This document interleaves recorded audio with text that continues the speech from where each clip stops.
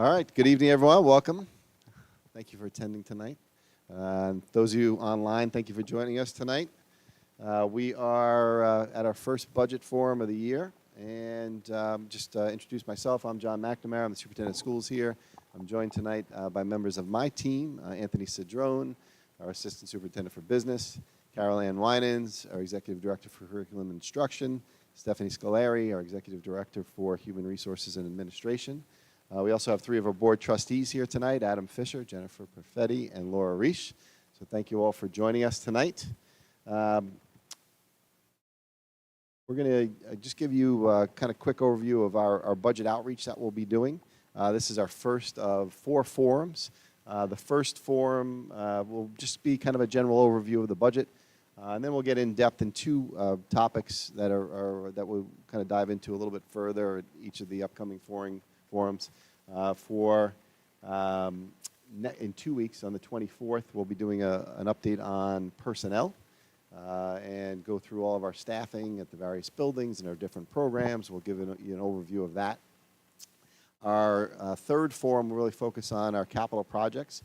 We have a number of things that go into our capital projects. We'll take a look at an overview of our bond work that we're currently in the middle of, as well as a number of annual projects that we have in the works. And then our final budget forum is our daytime forum. That's on April 2nd, and that'll be at 10 o'clock at our public library. And that'll be right before we adopt the budget, so we'll kind of give a status update on where we are and a general overview of the budget, very similar to tonight's presentation, but with the latest information.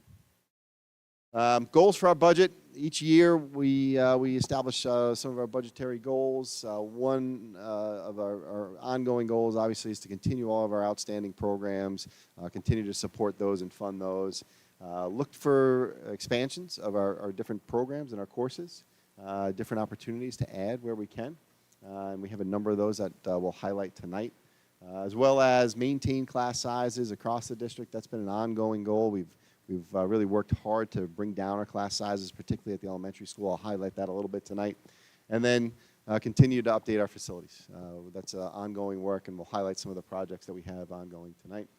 I'm going to touch on this a little bit later in our presentation, which is some of the positive financial news. Anthony Cedrone, our assistant superintendent for business, will talk to some of the really good, sound financial indicators we have going on. And this is where we currently are. This is just a snapshot of where our budget currently stands. We're currently working to get below our cap. We're close. We're just about $85,000 over our cap. Right now, you can see our proposed budget is about $94,800,000. And you can see where our tax levy is. It's about $69 million. And overall, we're going to be just slightly slightly under $2 million in terms of a levy increase, and slightly under $3 million. We're kind of projecting is where we'll be ultimately for a budget-to-budget increase. I'm going to turn it over to Mrs. Winans. She'll highlight some of our outstanding academic achievements over the last year, particularly at our secondary level, where we've really had some outstanding results. All right, hi everybody. We're going to start with the academic achievements of the class of 2024. So we had 67 AP scholars, 50 AP scholars with honor, 32 AP scholars with distinction, which totals 149 students received AP placement recognition for their achievements last year. Oh, okay, good. All right. So we had 89% of the class of 2024 completed at least one college level or advanced placement AP course. 67 of the students took at least one AP exam. The average AP exam score at Wantagh High School in 2024 was a 3.4. 6 students earned an AP capstone diploma, and a total of 700 AP exams were administered. 16% of students earned a Regents diploma with advanced designation with honors by successfully completing 8 Regents exams with a score of 90 or higher. Last year, Wantagh High School set a new record with 57% of students earning a Regents diploma with advanced designation after successfully completing 8 Regents exams. 25 of the students earned a Regents diploma. 84% plan to attend a 4-year college, 7% plan to attend a 2-year college, 4 students plan to enroll in a trade school, 10 students pursued employment opportunities, and 3 students entered the military. Okay. So we're really excited to discuss some of the new course offerings that are included in this year's budget. One of the highlights is the expansion of our WIN program, which is our What I Need program, which provides push and support and Tier 2 instruction to all students within the classroom. We plan to extend that to 3rd grade to really fine-tune our foundations instruction as well as our math instruction to make sure that all students get the individualized support, whether that is enrichment or digging deeper into some skills that they need. Another addition is at the middle school for special education. We're going to add an additional LEAP class. That LEAP class stands for Learning Experience and Academic Preparation. We call this also our Life Skills program, and that will be an additional section at the middle school. In addition to those expansions, we have new high school electives. Our expansion of our Science Research Academy that we started 2 years ago, so we're now going to be offering level 3, so we're going to have our junior level of competitive science research, and we're also going to have our 3rd cohort of science research students going through that program. We're very proud of this program, and we're looking forward to its continued success. We're very excited to bring our broadcasting elective to the high school. This is going to allow for morning announcements as well as monthly streaming of events. This could include athletic events as well as some of our concerts, and really highlighting all of the extracurricular activities as well as academic accomplishments that the students have, but then it will be coming from the students' voices live in a feed every morning. We have our interior and exterior construction course. This course is for our students that are focusing on the trades. We're going to use an A and B rotation so that we can expand a 4 elective cycle for those students who are interested in trade work. We have our cybersecurity year 1. This is going to be part 1 of a 3-year program that will lead to an industry level certification. And we have our EMT night course, which will be offered to students, and this will also result in an industry level certification. These students will leave the course certified to act as an EMT.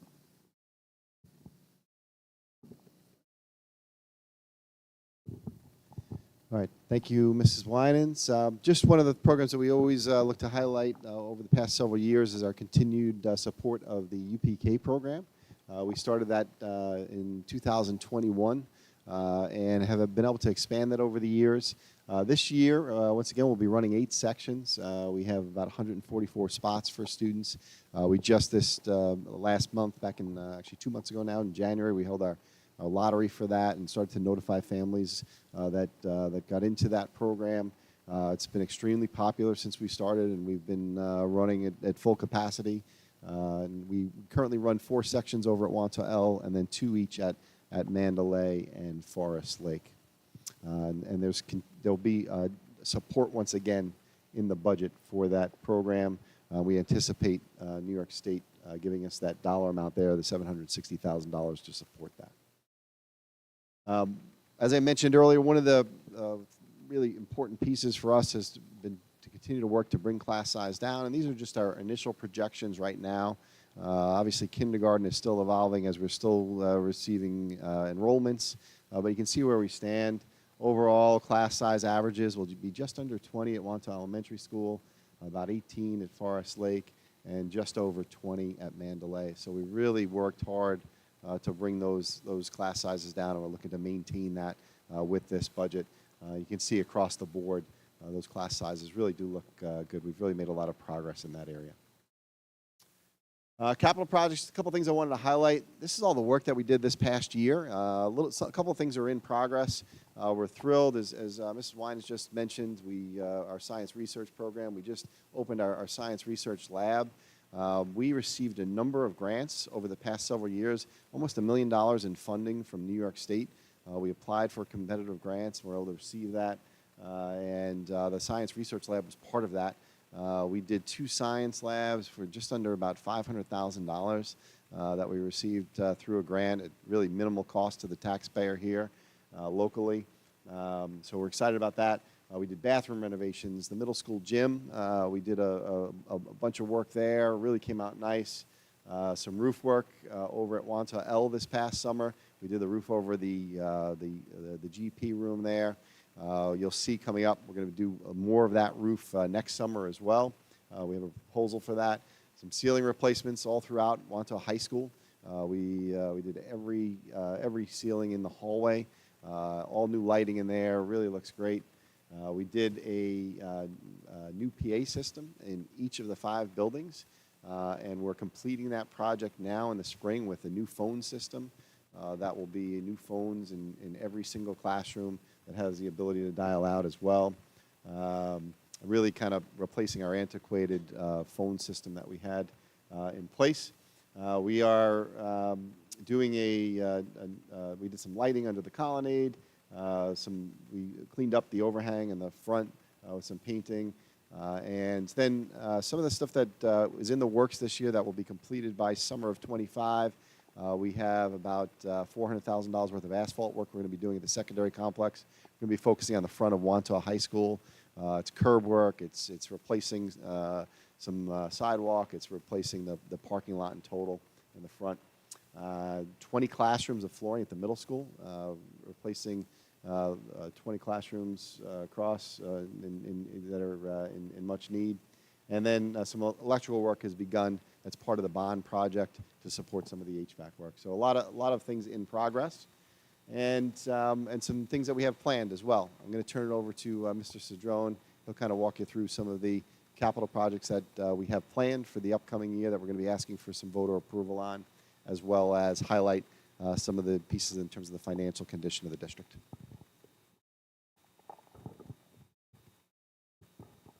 Thank you. That's a brutal slide, but that's what would appear on the ballot. So that was written by a lawyer, right? So what does that really distill down to? The capital reserve request for this year would be $2.1 million and is a different section of roof replacement over at Wantagh Elementary, what we're going to refer to as sort of the original building. Ceilings at Wantagh High School, that is going to be work related to when they do the HVAC and window replacements. The ceilings are going to get disturbed, so there's going to be money there to replace the ceilings as they go through the rooms. Some additional security camera replacements, upgrades, and related network apparatus that needs to go along with that, and some continued upgrade to some lighting in the auditorium. As we've done the past couple of years, we put some stuff in there for auditorium upgrades. So that's what was on the previous slide that you see on the ballot, but that's what it distills down to. We are at the end of our 2018 capital reserve, and we're going to start to use the one that was approved last year in May. So just because the money's in different spots, that's why you see the split the way that it is, which also extends out the language the way that it's written on the ballot. But that's where it will be funded from the capital reserve. Then in the budget itself, as we've done the last couple of years, is a line towards the very end that's called transfer to capital. And that is additional capital work that's funded through the budget. And those are the items that we're proposing to include this year. It's the construction of a high school, the space that they need to do the construction class that was mentioned as a new elective offering. District-wide gym flooring, annual stuff. The north gym would go all the way down to the wood and then be repainted, new lines, and resealed with that. Life skill space at the high school. Teacher workspace at the high school would be created. A couple of small miscellaneous other various projects, and replacing the flagpoles around the district, all 5 of them. So that's the $300,000 that's included in the budget for that work. Fund balance every year, I update the numbers on this slide. As I know you guys know, fund balance becomes an important part of the budget process because it's sort of our money that we hold for particular purposes, which helps and can be used as you go through the budget process. All of the items are fairly self-explanatory, right? The items that, as they're described, are the purpose that they're to be used for. So other than employee benefits accrued liability reserve, like I said, the other ones, unemployment, you can guess what that's for. Workers' comp, you know what that's for. The employee benefit accrued liability reserve is the money that's set aside for contractual payments when people retire. So that money is set aside for that purpose. It's the only one that's kind of really not self-explanatory. And you can see it's just shy of $15 million as of last June. And as of right now, we're projecting just over $18 million for June of '25. I guess the most important thing to point out on this slide at this point is that every one of those reserves is either established by law, but then also has limits. And those limits are either in the law, set by the community, as it would be on a capital reserve. There's a maximum amount, or the board could set a maximum amount on there. All of them, other than the, do I list them separate? The retirement contribution reserve has a little bit more room in there to grow based on the allowable limit. All the rest of them are where they need to be. So we're in good shape in terms of that. And then the capital reserve, again, is the new one that was approved last year. So that's where any additional money goes to fund future capital projects. Fiscal stress score is an analysis that the comptroller does in the fall of each year for the previous school year's information, data that we report from our auditors. They look at a handful of criteria: fund balance, operating deficit, your cash position, and your reliance on short-term borrowing. They assign scores to all of those things. They weight them. They do a couple of years average, and they come up with a score. So pleased to report that as of last June, our score was 3.3, so barely, a score, and that puts us in a category of really good shape. They call it, no indication of any fiscal stress. So other than a couple of years in the middle, you can see much improved, and we're certainly maintaining that as the years go by. Major drivers, again, a slide that we use every year just to highlight some of the main items that are driving the budget increase. Special education programming, some of the life skills programming, and the space build-outs, about $300,000. Of course, you have salary increases across all of the contracts for everybody that works here, $1.7 million. And again, I know we say it and it'll get said when the personnel is the focus of the presentation, but it's a people business here, right? 75% of what we do is related to staff. So that's what the number is for contractual increases. Retirement system, that's just ERS. Their rate is going up next year. And with the addition of some additional staff and whatnot, that's contributing to that as well. Insurance, again, I say every year, if you get your bill at home and you know what's going on in the insurance market, we're not immune to that. So that's an increase of $134,000, and a whole bunch of technology and cybersecurity related items. Some of those things are software things in a classroom. Some of them are related to protecting district resources as it relates to cybersecurity. So there's a $210,000 increase for those types of items, and some field trip and other contractual increases to transportation, driving about $84,000, $85,000. So collectively, that is a large chunk of the major drivers in the budget. Obviously, if you add everything up, there's some pluses, there's some minuses, and the total increases as was described earlier, but those are some of the main ones. State aid, right now, and this is based on the governor's projection, we're estimating about $22.8 million in state aid, which is roughly 25% of our budget, comes back to us in the form of state aid. That is about a 600, and I think it was, did I write it on here? No, that's on a different slide. $680,000 increase, I believe, over the current year. So obviously that increase helps to offset some of the expenditure increases that we experience. And as is the case every year, the Senate and the Assembly, just today actually, released their version of what they would like to see in the budget, and now they kind of lock themselves in a room and hash all of that out. So it remains to be seen where the final state budget will be, but right now we're estimating $22.8 million as a revenue in the budget.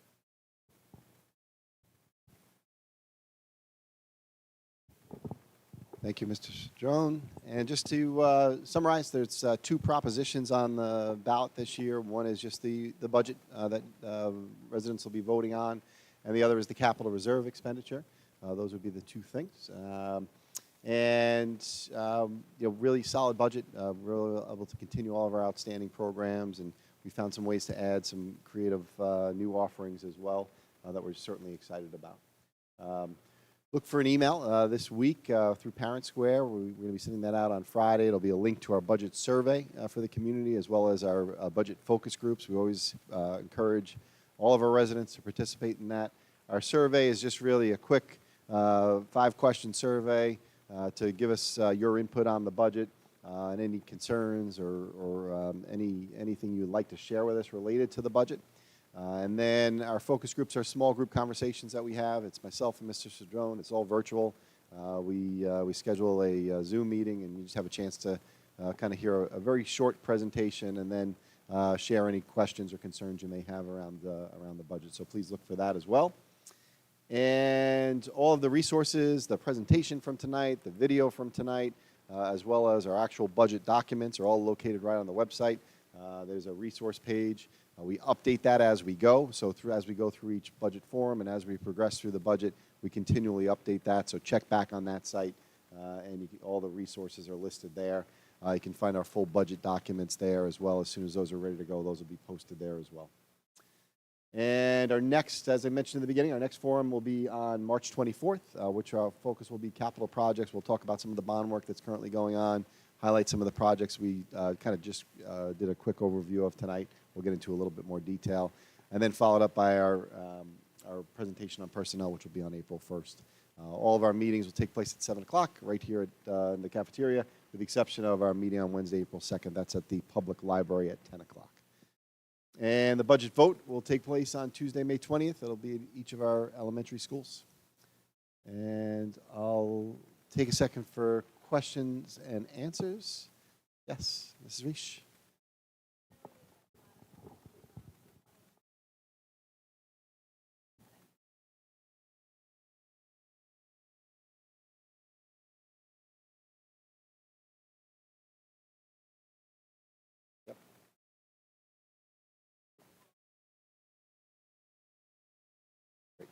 Yeah, so the question was around our new course proposals and what that process looks like. So we go through a pretty lengthy process. Each fall, the department supervisors work with the faculty at both the middle school and the high school, and they come up with new course proposals. And what they do is they really kind of examine our current offerings and see what has strong enrollments, see what courses maybe are less enrolled, there's less interest in, and they look to do some replacements or some additions to new courses. They then do presentations, detailed presentations to the Board of Education. They take a look at what the cost implications of those courses would be. You saw some new courses that require some construction. They need some more resources. They need equipment to go along with them. So we factor all that in. We see what the total amount of FTEs or teaching time that would be required for that. And then we make a decision whether or not to offer that, approve that, and offer that to our students. If it's approved to be offered to the students, in January that process then starts where it's added to the course catalog and students get to choose that as an option. We then in February go through all of those enrollments, take a look at every single course, every single enrollment with the high school administration, and we review that to make sure that it's properly enrolled, that there's sufficient interest to support actually running that course. If there is, then we run the course. If there is not, then we hold on that, and we will maybe look to revamp it, offer it again the next year, see what the interest is. We've done some creative things around that, which include, for example, in certain programs, like our tech program and our art program at times, where we've offered courses every other year. And that's been one of the things that really has helped us. So students always have that opportunity over the course of their high school career for that course, but we do an every other year offering. So we're doing that next year, for example, with our tech course, with our construction course, and our auto program. So we're kind of flip-flopping them. It's often the same student population that's interested in those courses. So we flip-flop them back and forth, and it allows us, without spending the money to run those courses every year, still have that over the course of a student's high school experience. All right, seeing no other questions, I'm going to wrap up for tonight. I want to thank everyone for joining us and thank all of you who joined us.